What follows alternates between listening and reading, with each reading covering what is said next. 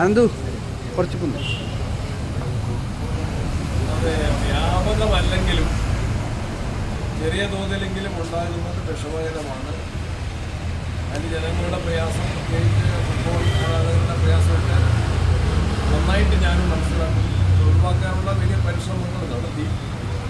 ഇതിൻ്റെ കാരണം എന്താണെന്ന് വെച്ചാൽ രാജ്യത്തൊട്ടാകെ ഉണ്ടായ ഒരു പ്രതിഭാസമാണ്. രാജ്യത്തൊട്ടാകെ ഉഷ്ണതരംഗം വർദ്ധിച്ചു. അതിൻ്റെ ഫലമായിട്ട് വൈദ്യുതിയുടെ ഉപയോഗം ഇന്ത്യ രാജ്യത്തൊട്ടാകെ കൂടി.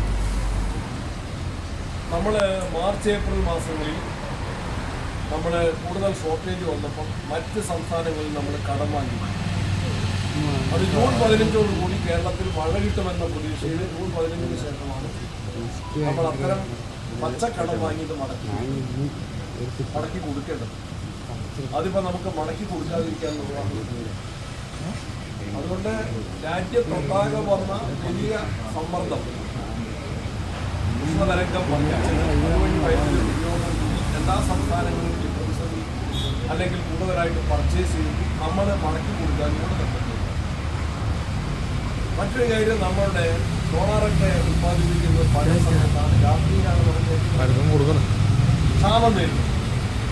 നമ്മുടെ ജലസംഭരണിയിലേക്കുള്ള മഴ കുറഞ്ഞതുകൊണ്ട് കഴിഞ്ഞ ജൂൺ മാസം പകുതിയിൽ നമ്മളുടെ ജലസേചന പദ്ധതികളുടെ ജലസംഭരണിയിൽ 47%, സംഭരണശേഷിയുടെ 47% ജലം വെള്ളം ഉണ്ടായിരുന്നെങ്കിൽ ഇപ്രാവശ്യം അത് 21 പോകും.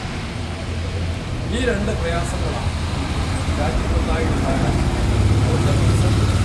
കേരളം മാർച്ച് ഏപ്രിൽ മാസങ്ങളിൽ വാങ്ങിയത് മടക്കി കൊടുക്കൽ, നമ്മുടെ ജലസംഭരണിയിലെ വെള്ളം കുറഞ്ഞത്, ചൂട് കൂടുമ്പോൾ ചെറിയ തരത്തിലുള്ള നിയന്ത്രണങ്ങൾ ഏർപ്പെടുത്തിയത്, അത് കഴിയുന്നത്ര കുറയ്ക്കാൻ, മറ്റു സ്ഥലങ്ങളിൽ നിന്ന് വാങ്ങുന്നത് കൂടുതലാക്കാൻ പരമാവധി പരിശ്രമിക്കുകയാണ്.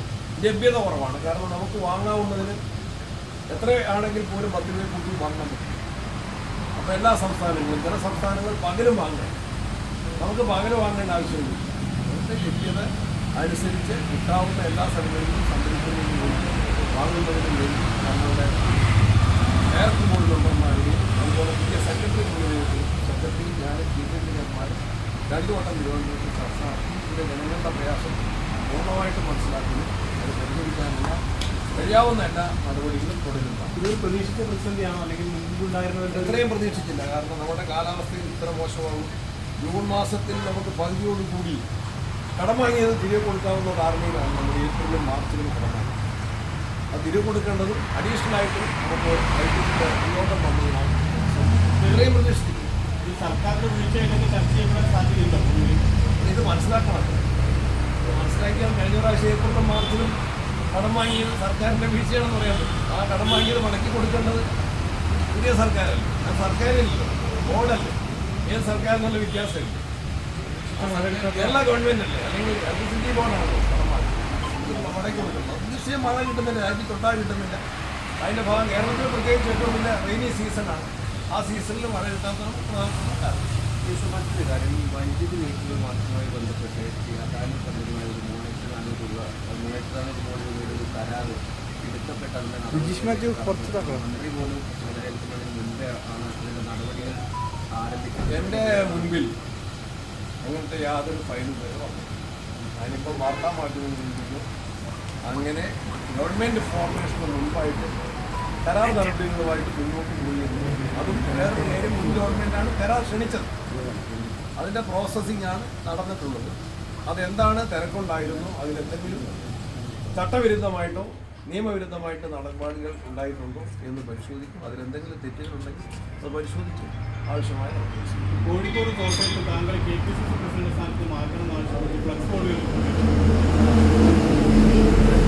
ശേഷം പദവിയിലിരിക്കുമ്പോൾ സ്വാഭാവികമായും KPCC സ്ഥാനത്ത് മാറുമെന്ന് നേരത്തെ കരുതപ്പെട്ടിരുന്നു. ഇതുവരെ അതിലൊരു മാറ്റം ഉണ്ടായിട്ടുമില്ല. എന്താണ് അങ്ങനെ തുടരുന്നതിൽ? അത് ഞാൻ ഈ ഫ്ലക്സ് ബോർഡ് വെക്കുന്നത് ആരാന്ന് പറയാൻ പറ്റില്ല. നല്ല ഉദ്ദേശത്തിന് വെച്ചതാകാം, മോശം ഉദ്ദേശത്തിന് വെച്ചതാകാം. ഞാൻ 2 ചുമതലയും വഹിച്ചു പോകാനുള്ള എൻ്റെ പ്രയാസം തന്നെ ഞാൻ തക്ക സമയത്ത് നേതൃത്വത്തെയും KPCCയുടെ യോഗത്തിൽ അറിയിച്ചിട്ടുണ്ട്. എന്നോട് എപ്പോൾ പകരം ആളെ നിയമിച്ച് എപ്പോൾ ചുമതല കൈമാറണം എന്ന് പറഞ്ഞാലും ആ സെക്കൻഡിൽ ഞാൻ തയ്യാറാണ്. ഇപ്പോൾ ജോലിഭാരം കൂടുതലാണ്. എല്ലാ സഹകരണമുണ്ട്, എല്ലാവരുടെയും സഹകരണമുണ്ട്. മന്ത്രിയുടെ ചുമതലകൾ അല്ല, KPCC എല്ലാ നേതാക്കളുടെ സഹകരണമുണ്ട്. ഞാൻ തിരുവനന്തപുരത്തുള്ള ദിവസങ്ങളിൽ KPCC കുറച്ച് സമയം പോകാറുണ്ട്. പഴയതുപോലെ കൂടുതൽ സമയം പോകാറില്ല. പക്ഷേ തിരുവനന്തപുരത്ത് കൂടുതൽ സമയമുണ്ട്. എനിക്ക് സഹപ്രവർത്തകരുടെയും നേതാക്കന്മാരുടെയും നല്ല പിന്തുണ എപ്പോഴും കിട്ടിക്കൊണ്ടിരിക്കുകയാണ്. അതുകൊണ്ട് എന്നാൽ ഫുൾ ടൈമറാകാം. അപ്പോൾ എന്നോട് ഒരാൾ ചോദിച്ചു, കർണാടകത്തിലെ DK ശിവകുമാർ മുഖ്യമന്ത്രിയും KPCC പ്രസിഡന്റുമായിട്ട് പോയല്ലോ എന്ന് ചോദിച്ചിട്ട് ഞാൻ അതിലേക്ക് നിൽക്കുന്നില്ല. I am ready to quit at any time. അതൊക്കെ ഹൈക്കമാൻഡ് വളരെ ആലോചിച്ച് ഉചിതമായി തീരുമാനിക്കും എന്നാണ് എൻ്റെ പൂർണ്ണമായിട്ടുള്ള. നമുക്കറിയാമല്ലോ മറ്റ് സംസ്ഥാനങ്ങളിലെ കാര്യങ്ങളുണ്ടായിരുന്നു, രാജ്യസഭാ തെരഞ്ഞെടുപ്പുകളുണ്ടായിരുന്നു. അതെല്ലാം മുന്നോട്ട് നീങ്ങുകയില്ല. ഫ്ലക്സുകളിൽ ഉയർന്നൊരു ആവശ്യം MP-മാരെ ഒന്നും ആക്കരുത്. ഇതൊക്കെ കാര്യങ്ങൾ എന്തെങ്കിലും ഉണ്ടെങ്കിൽ പാർട്ടിക്കകത്ത് പറയാം. KPCC യോഗം ചേർന്ന് ആരും പറഞ്ഞില്ല. നേതാക്കന്മാർക്ക് പറയണമെങ്കിൽ ഇനി ഫ്ലക്സ് പറയേണ്ടതില്ല. ഏതെങ്കിലും ഉത്തരവാദിത്തപ്പെട്ടവരുണ്ടെങ്കിൽ എന്നോടല്ല മറ്റ് നേതാക്കന്മാരുണ്ട്. AICCയുടെ നമ്മുടെ കേരളത്തിൻ്റെ ചുമതലയുള്ള ജനറൽ സെക്രട്ടറി ദീപാലി തിരുവനന്തപുരത്ത് തന്നെയുണ്ട്. KC വേണുഗോപാൽ AICCയുടെ സംഘടനാ ചുമതലയുള്ള ജനറൽ സെക്രട്ടറി പലപ്പോഴും കേരളത്തിലുണ്ട്. അല്ലെങ്കിൽ അദ്ദേഹത്തെ എപ്പോഴും അവൈലബിളാണ്. അതൊക്കെ സംസാരിക്കാൻ ദേശീയ മുഖ്യമന്ത്രി എന്നിവരോടൊക്കെ സംസാരിക്കാം. ഫ്ലക്സിൻ്റെ ആവശ്യമില്ല. ഇനി ഫ്ലക്സിനെയും നമ്മൾ പരിഗണിക്കും. ഈ രണ്ട് ചുമതല വേണ്ടെന്നൊരു അഭിപ്രായമുണ്ടോ? നമ്മളെ കാര്യങ്ങൾ നിർവഹിക്കുന്നത് ഒറ്റയ്ക്കല്ല. എല്ലാ ചുമതലകളിലും ഞാൻ ഒറ്റയ്ക്കല്ല. മന്ത്രി എന്ന നിലയിലും KSCBയുടെ നല്ല ടീം വർക്കുണ്ട്. പുതിയ ബോർഡ് മെമ്പർമാർ വന്നിട്ടുണ്ട്. പുതിയ സെക്രട്ടറി രാജമണി ആ ചുമതല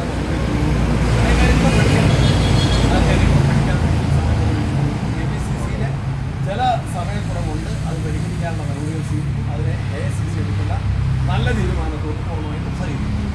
വീര്യം കുറഞ്ഞ മദ്യവുമായി ബന്ധപ്പെട്ടൊരു നികുതി ഘടന വന്നു പുതിയ